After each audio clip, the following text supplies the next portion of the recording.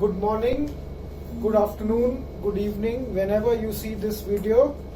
Uh, this is a lecture on evolution of trade theories. Uh, if you can see the board, the relative product prices are same across countries because we are talking about trade, so we need to bring in another country. If the relative product prices are same across countries, then there will be no trade. And we'll see in the Ricardian model that relative prices are nothing but the opportunity cost of producing that good. So if the relative product prices are same across countries, there will be no trade happening between two countries. Now that can happen if production function is same. That means if they have the same technology. And if this gets violated, then you would see that you would have the trade taking place because of difference in technology. And that is nothing but the Ricardian model. The second, if the relative product prices reflecting opportunity cost are same, they are same if factor endowments are same. Okay, so Heckscher-Ohlin theorem says that if factor endowments are different, then your relative product prices would be different and countries would trade with each other. The third assumption is that the tastes are same, as generally reflected by the community indifference curves, which are same across countries. The fourth is that the production function is neoclassical, meaning that you have a production function where variable returns to factors of production exists. You have marginal productivities which are positive yet declining. So in the neoclassical production function you have constant returns to scale, but you have diminishing returns to factors of production. This assumes importance when we discuss the classical theory, the Ricardian model, and then the neoclassical model of Heckscher-Ohlin. And then the last is that perfect competition prevails. So if all of these conditions are same, then your relative prices in your country before trade are same, and there will be no trade happening between countries. So only when the relative product prices in autarky, that is a condition before trade, you have these product prices, relative product prices are different, then only trade would happen between countries. Now if say perfect competition condition gets violated and you have imperfect competition, then it's the Paul Krugman and the new trade theories which happen to explain trade because of imperfections in the market, because of product differentiation and economies of scale. If the production function is neoclassical, there is not neoclassical, then say if the production function is Translock. So your output is a function of capital, labor, K square, L square, and a product of them. So in that case, you may not find this condition that marginal productivities are positive and yet declining. You may not have a production function where constant returns to scale prevails. That means if you increase inputs by 10%, outputs also increase by 10%. So in that case, we have to redefine how we can have an argument for international trade. Tastes are dissimilar. You will see that if tastes are dissimilar, then again it violates the condition that the relative prices are same, they are different, and so there is a possibility of trade. So what we'll do today is that we will, so if all these 5 exists, then there will be no trade. So let us see what happens if the first condition gets violated. That means all other conditions remaining the same. If you have 2 countries wherein the technology is different, and that is where we have the Ricardian model of international trade. So I'm going to introduce you to the Ricardian model of international trade today.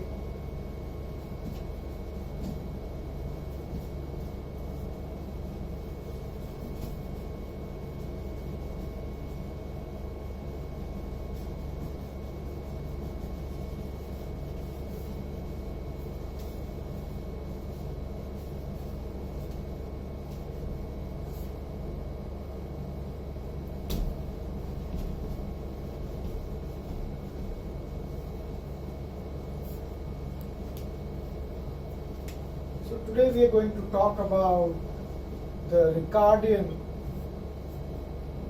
model of international trade.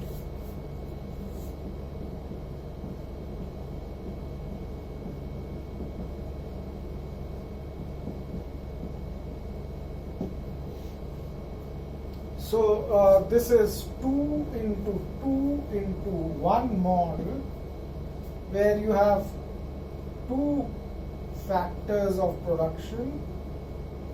You have 2 outputs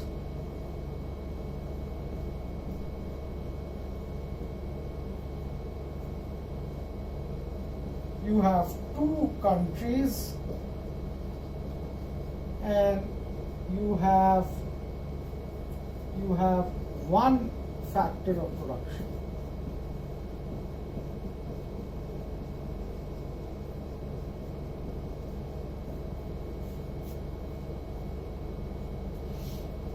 So this is the most simple 2 into 2 into 1 model. Of course, you can increase. In the real world, the factors of production are not 1. It's not only labor, but there are other factors of production: capital, natural resource, you have land, and within labor you have skilled, unskilled, and there are different intensities of your skillfulness. So here we assume that there is only 1 labor. Okay, it's there's nothing like skilled and unskilled. There's nothing like white or blue collared. They're all same, right? Whether it's this country and whether it is foreign country, because we are trying to explain international trade. What is the basis of trade? What is the pattern of trade? So, but the assumption here, the key assumption is that there is only 1 factor of production, which is labor.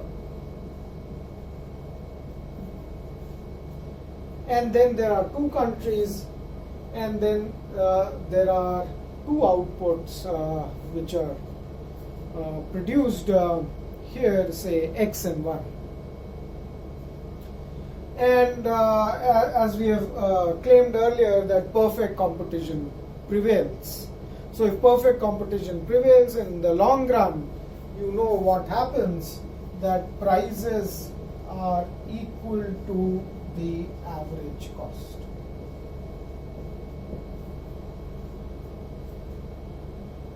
Okay. So this is your home country, and this is your foreign country.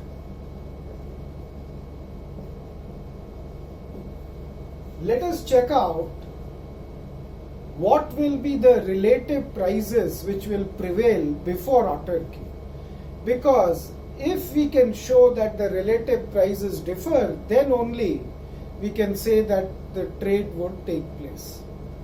And we'll also try to understand what is the source of the changes in relative product prices which exist in autarky. I keep repeating this word autarky, which is like the condition before trade. It's not.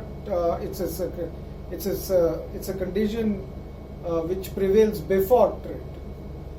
So, in the long run, because perfect competition prevails, prices are equal to the average cost in the home country. Please see, say if X is being produced, prices are equal to WCLX, where CLX is the unit labor requirement to produce good X.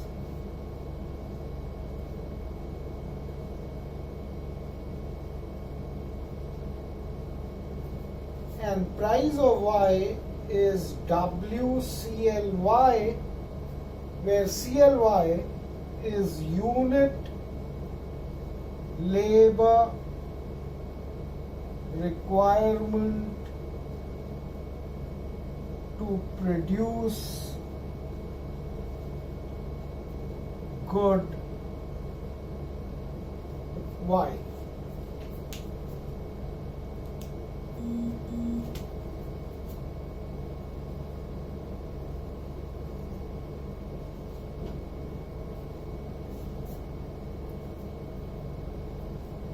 And in the foreign country, we have PX star, star meaning foreign country, WS star, CLX star, and PY star is W star, CLY star. You would see that because of perfect labor mobility between the sectors in both home and foreign country, wages are same across the sectors. So this is WCLX. If I expanded it is WL by X. This is WCLY is WL by Y. So what the Ricardian model does is that it assumes that unit labor requirement to be a constant. And this unit labor requirement may differ across countries. When we come to the payoff matrix, you will see how this unit labor requirements are different. So to model the Ricardian model, we just have to now work out Px by Py in the home, which is CLX by CLY, and in foreign it will be CLX star by CLY star. So trade would take place if the relative prices, if Px by Py is not equal to Px star by Py star. Another thing, that these relative prices, you will see that they represent the opportunity cost of producing a good, and at the same time they also represent the relative factor productivity. So what I'm trying to say is that if Px by Py, the relative prices which reflect opportunity cost, or in the Ricardian model they also represent relative factor productivities, if they differ across countries, that means if the technology is different across countries, then there will be international trade which is taking place, which would take place between the two countries. Now there are two things which have to be clarified. One, that how does relative prices represent opportunity cost, and I will have an example for you for that with the payoff matrix, and I will the second part is that how does relative prices represent the relative factor productivities. Okay. So let me now explain, after telling you that trade would take place because these relative prices which exist before trade, they differ. So Px by Py is not equal to Px star by Py star. That's the essential of international trade, that your relative prices should differ across countries.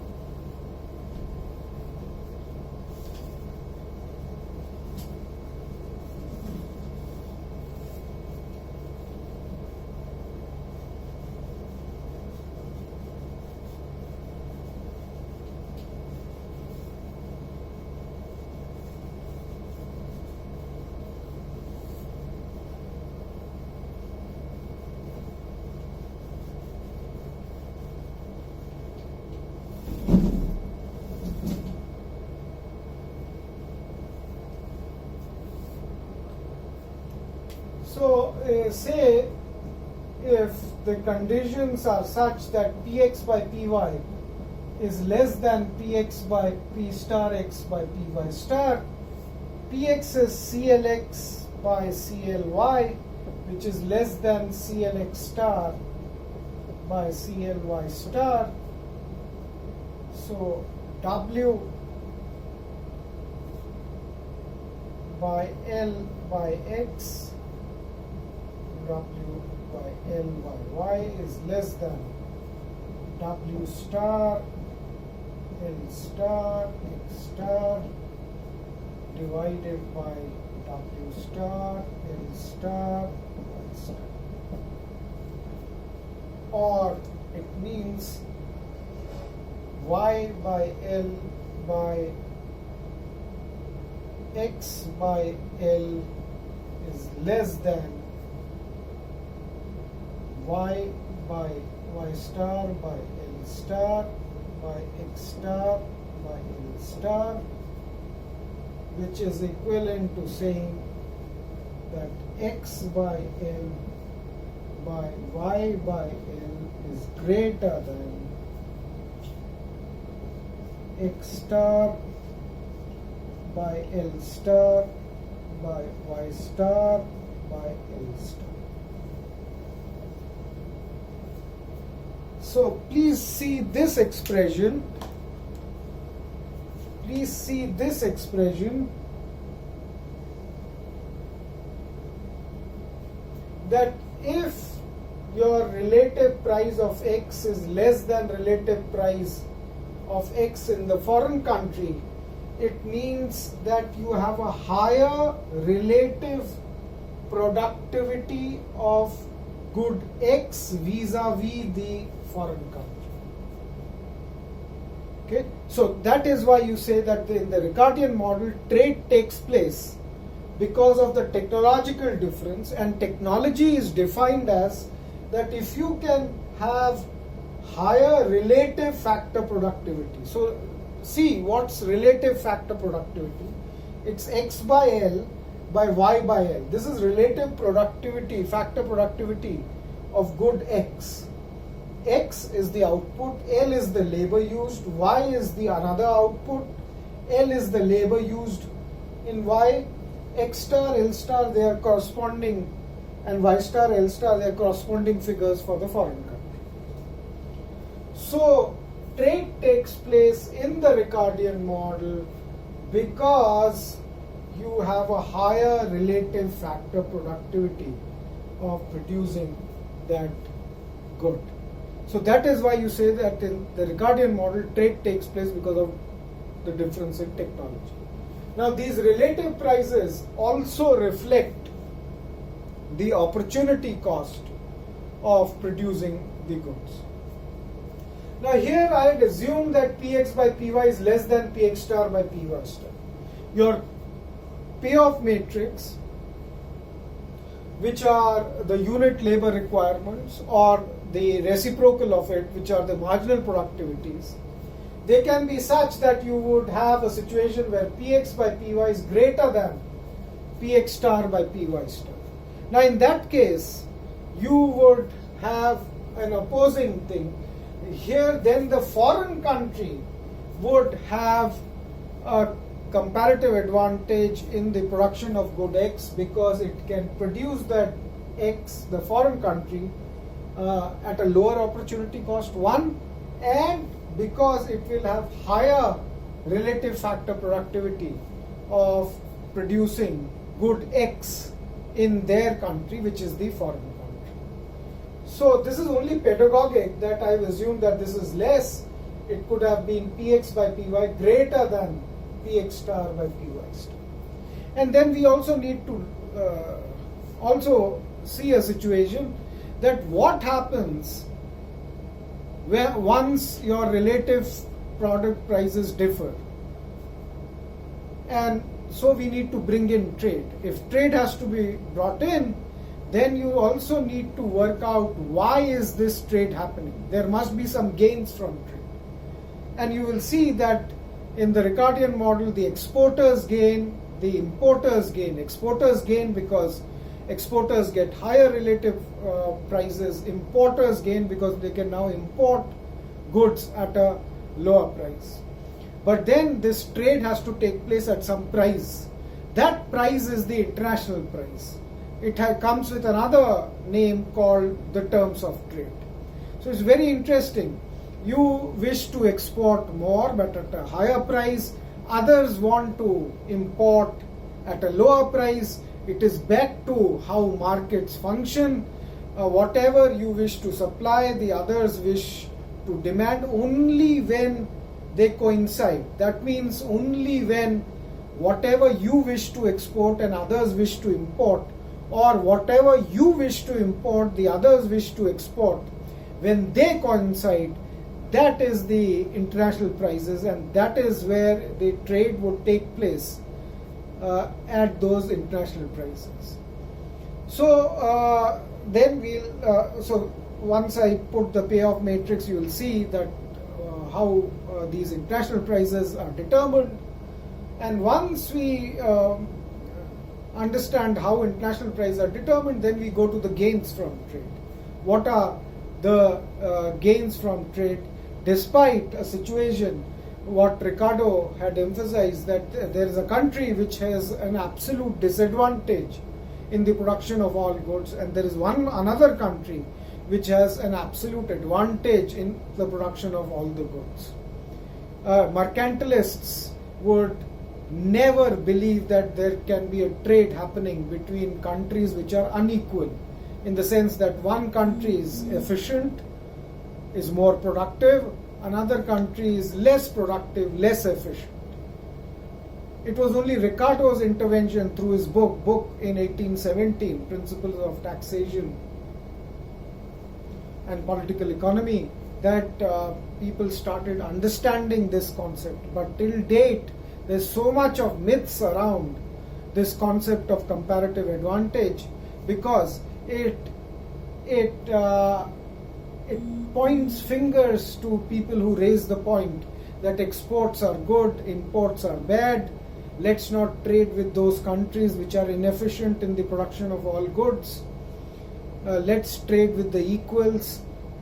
The trade theory challenges all these myths and notions.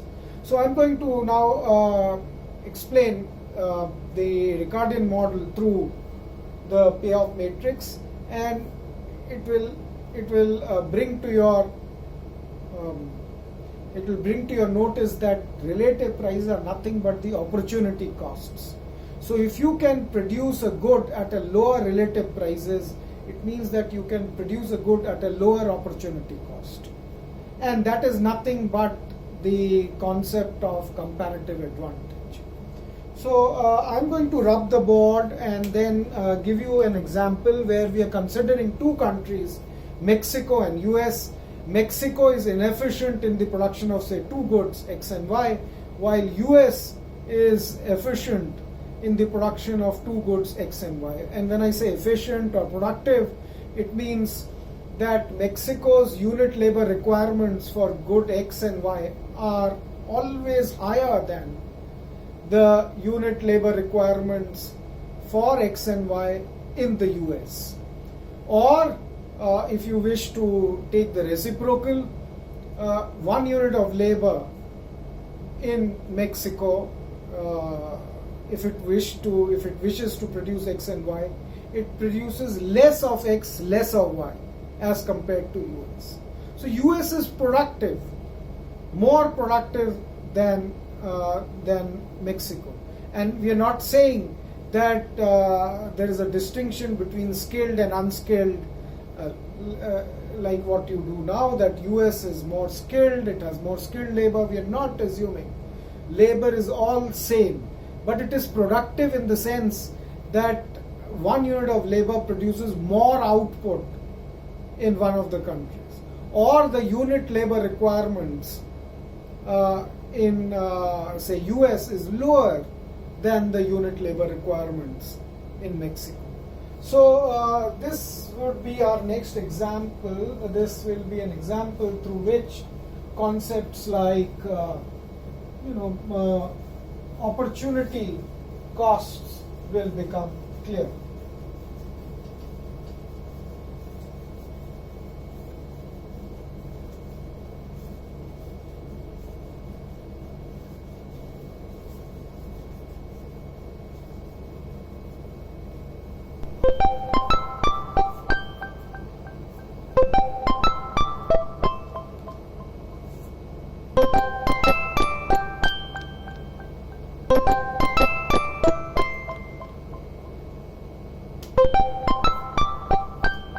So we're going to come back after a break.